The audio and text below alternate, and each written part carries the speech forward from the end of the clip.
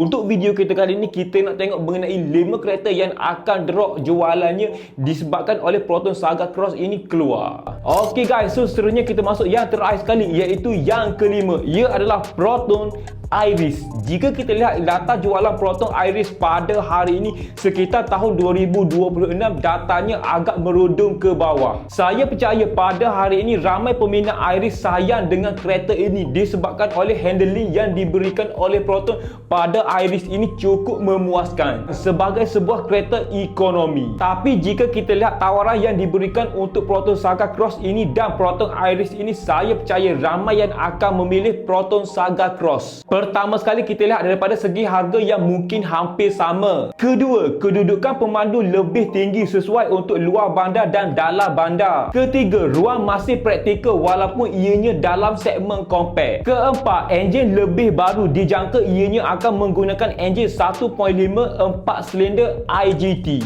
dan mungkin akan ada varian hybrid. Itu satu peningkatan yang besar berbanding Proton Iris yang masih mengekalkan produk asal. Dan yang terakhir sekali iaitu yang kelima, ialah daripada segi harga mungkin lebih berbaloi untuk jangka masa akan datang ataupun jangka masa panjang.